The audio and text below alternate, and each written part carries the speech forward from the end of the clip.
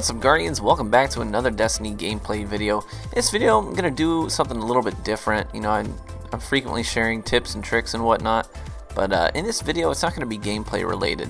One of the questions I get asked most frequently is, how do I grow my YouTube channel? And some of these principles will apply also to Twitch, but primarily I get asked that question about YouTube because I have a Twitch, but my YouTube channel is kind of my bread and butter. It's kind of the thing that I'm most known for at this point. So if you're interested in becoming a content creator for YouTube or Twitch, then hopefully these will be helpful for you. The first thing that you need to know, though, is that YouTube really it's a loser's market.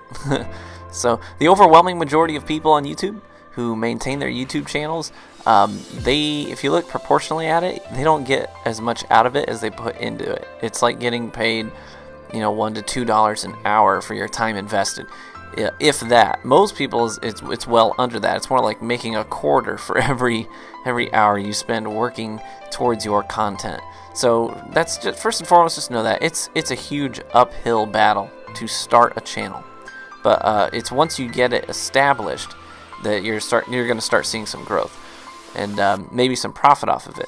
So I can tell you firsthand, it takes a long time, and you're going to put a ton of effort into it, and you're going to feel like you're not getting anything out of it, and that's normal. That's just the way that this goes. It's got to start out as a hobby, something that you just love to do, and if you put enough love into it over a long time, then you're going to start seeing some benefits from it.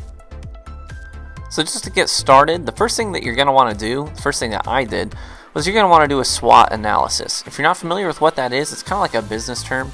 A SWOT analysis is basically you can look it up on the internet and find templates for it if you wanted to fill one out. But basically you just draw 4 boxes on a piece of paper, label them strengths, weaknesses, opportunities, and threats. And that's going to help guide your initial direction that you go with this thing. So for me, I did a SWOT analysis in the strengths area. I saw that, you know, I had a strong PvP presence, strong PvP experience, kind of leading back to when I was a kid. Had a more analytical approach to PvP, and I've always been a public speaker. It's part of what I do. I talk to people for a living, so I'm comfortable talking. So those things were kind of in the strengths category. My weaknesses, honestly, I'm really bad with technology, awful with it. And I'm also not overly exuberant. Like, I'm not a radio character presence. You know, a lot of people are like that. They're just super over the top, and they can yell and shout and get super hyped and crazy and make funny jokes, and that's just not really me. I mean, I'm jovial. I like to make jokes, but you know, that's not me. I'm not way over the top like that. I'm a little bit more stoic, and that's okay. So those are kind of my weaknesses. Opportunities, I saw when I started my channel, at least, saw that no one was really doing PvP tips. Like, there were just a couple of channels out there that were doing it, but for the most part there wasn't a lot of PvP tips for Destiny yet. A lot of people didn't really have the full knack for PvP in Destiny yet at that point. So that was kind of an opportunity. I saw that a lot of channels were doing more flashy stuff, like a lot of the PvP-oriented channels. They were doing flashy stuff, like showing off, but they weren't really helping viewers. It was more for entertainment than it was for personal growth. So that was an opportunity as well. And also people doing more casual reviews of weapons and gear, and I wanted to do in-depth stuff. So those are my opportunities. Threats, I was really late on the scene. Most of the YouTube channels for Destiny had been established a year before Destiny even launched.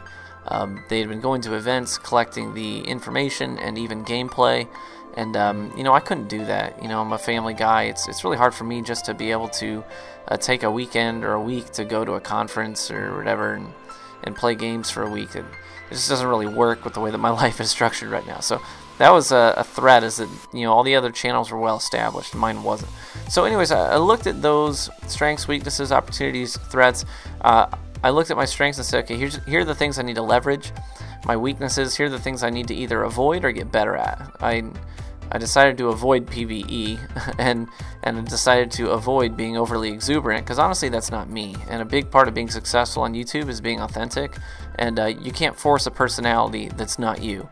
You need to sell yourself, and the right people, the people who resonate with that personality, the person that you really are, those are the viewers that you're going to get, and that's okay. That's your target audience now.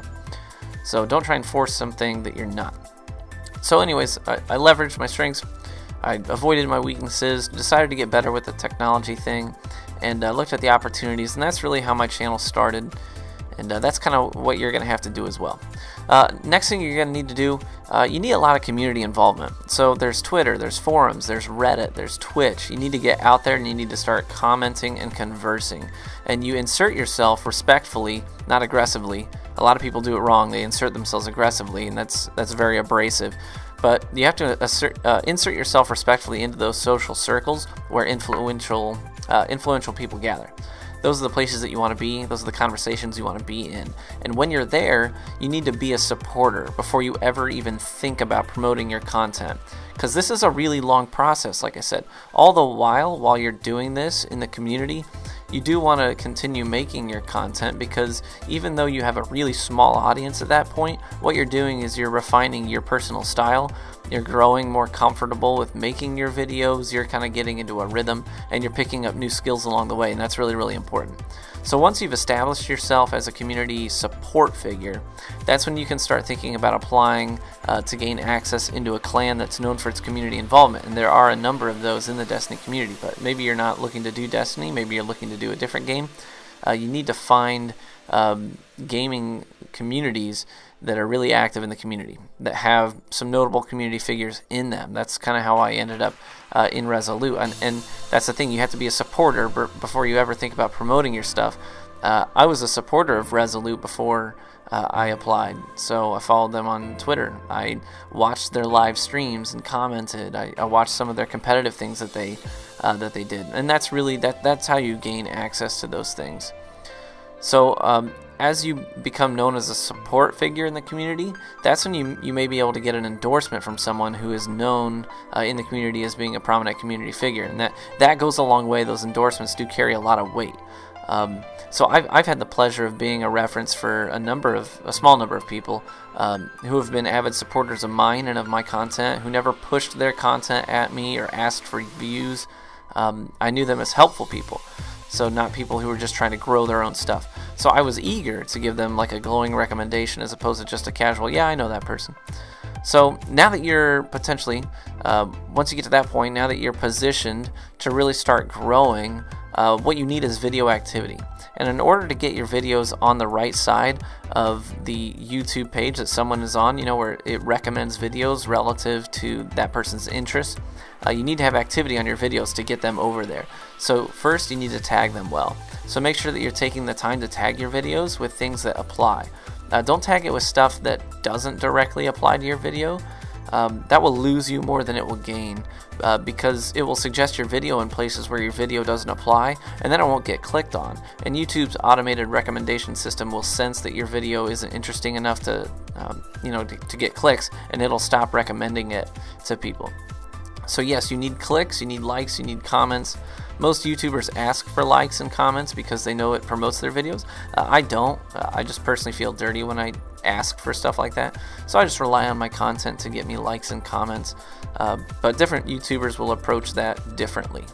And you need video activity to grow your channel before you start ever thinking about making money off of it. So I say, honestly, don't monetize your content. Don't monetize it.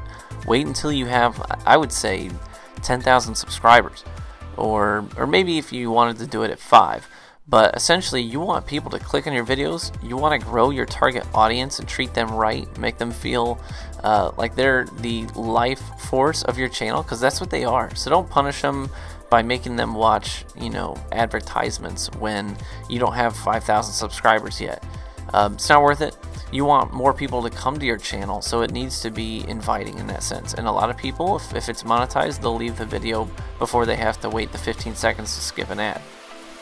Another major part of having a successful YouTube channel means having some defining features that are unique to your channel, things that give it character, things that set it apart from other channels. So one of those things, one of the major things there, is having a professional looking intro. You'll notice the overwhelming majority of successful YouTubers have their own personalized introduction. And how you get that, it's actually pretty simple. If you go online, there are people who make money by creating custom customizable introductions for videos. If you just type in a Google search, customizable video intro, you'll find a number of them that people have made, and you can purchase them depending on the quality from anywhere between $10 and $30. And it's well worth the money. You definitely need to do this if you want to make a successful YouTube channel. Definitely get yourself an introduction. And they'll send you the file once you've purchased it, and you can sort of edit it so that it has your name, whatever text you want in it. But that's definitely something that you're going to want to do to set you apart. A customized intro like that, one of the things that it does for you is, probably one of the most important things it does for you, is that it communicates professionalism. It makes people want to take you at your word, to view you as an authority more, because it's a much more professional way of setting up a video. It needs to be short. I would say if it's 12 seconds, it's too long. So try and make it under that. Just a quick intro that has your name so that people can identify the video as yours. It says True Vanguard, so they know it's mine before they ever get into the meat of the video. So not just introductions, but also another major part about making your channel unique to you is having the right thumbnails. Thumbnails are huge in terms of getting clicks and views. Not that that's entirely what it's about, but I've just found over the course of the last year that once I started having customized thumbnails on my videos, they got a lot more views. And people are more likely, to click on it if it's a suggested video, if it has a thumbnail, if it's got a customized thumbnail. And also, you want a thumbnail that it has to be a balance. You want it to be unique enough that people can see it and recognize it as a video that they haven't seen from you yet.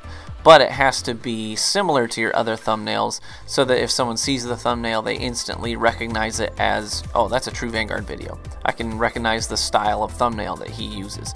So you'll see a lot of the major YouTubers, they have a specific style of thumbnail that they use. So you want it to be similar to all your other thumbnails, have some repeated themes in there, be it repeated colors or text, the type of font, that sort of thing. But it also needs to have something different about it that's unique to the video or unique to the video series that the video is in, so that people can identify it as a video of yours that they haven't seen yet. Another major factor is that you want to learn the ins and the outs of the video editing software that you choose to roll with. So whatever software it is that you use to edit your videos, go on YouTube, find some tutorials. You're going to want to learn how to do things like freeze frames, zoom, slow motion, fast forward, picture inside of a picture, overlays, throwing text boxes onto the screen. All these sorts of things. These are tools that are going to help you communicate professionalism in your videos. It's going to, first and foremost, it lets people know just by watching the video, like, hey, this guy really took the time and energy and effort to make this an excellent video. And creating that type of a reputation goes a long way in generating growth for your channel. You may also want to use some music behind your videos to sort of set them apart, give them a more professional feel. And you can find websites online where they sell tracks, where you can purchase the licenses to use them and monetize that content. You have to make sure you have permission, obviously, before you go slapping someone's song on your video and hoping to make money off of it. So if you're not monetizing, it's not a big deal. But if you're going to go back and monetize these videos, you got to pay for the songs. So make sure that you do that, and it's well worth the time and the money that you invest in getting some tracks that people start to recognize as tracks that you use in your videos. Remember ultimately that if your goal in your YouTube channel is just to make money, people see right through that. They're not dumb to that. So you really want to make sure that you're doing this just because honestly you love what you do. This really ought to start out as a hobby, and the more that you love it, then the more character it's going to have and the more authentic it's going to feel. And if it's just about the money, then people are probably going to sense that and they're not going to be attracted to your channel. So that's just some of my advice. I hope you found it helpful, guys. Feel free to give me some feedback in the comments section. Let me know if this has been helpful or if it hasn't been. And if you'd like some even further, more detailed stuff on this down the road, just let me know. And hopefully, guys, we'll see you in the Crucible.